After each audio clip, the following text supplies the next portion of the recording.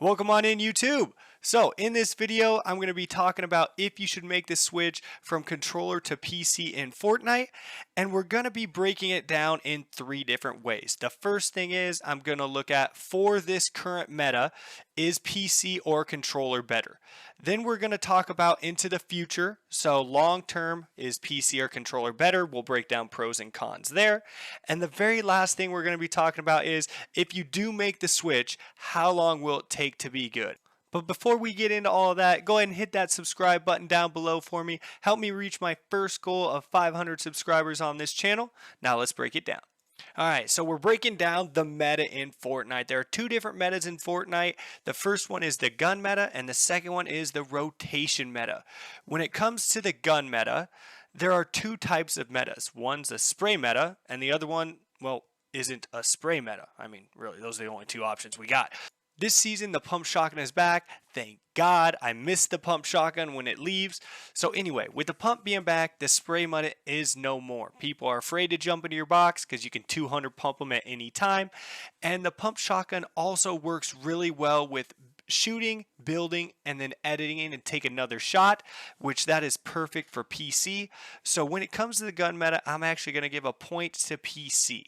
So now we're going to get into the rotation meta. This season, bows were implemented into the game, as well as the shockwave. So you got shockwave, shock bow for rotation. So I actually give a point here to controller players because tunneling isn't as important. You can just throw down a shockwave, shock to the complete other side of the circle, which I think is a little cheap, by the way. So now that we've covered the meta for Fortnite in this season, now we are going to look into the future and beyond. Hashtag Buzz Lightyear. So should you switch to PC long term? So I'm going to talk about pros and cons of both controllers and PC here. We're going to start with the controller. The first pro is you don't have to learn anything all over again if you decide to stay on controller. You can just improve from where you're currently at in the game. A second pro is actually movement. So controller has a 360-degree movement via the analog stick. On PC, you can only actually move in 8 different directions, so it's a lot harder to master the movement if you make the switch. Now we're going to get into the cons of controller. I'm only going to go over one con, but basically this encompasses everything in Fortnite. It is a lot harder to build, it's harder to edit, and it's harder to get god tier aim on a controller, and you're like, wait, that's just your opinion. Actually, if you look at the pros of Fortnite, over 85% of them are on PC, just meaning that it's a lot harder to be a pro on Fortnite if you're using a controller. So now we're going to look at the pros and cons of switching to PC.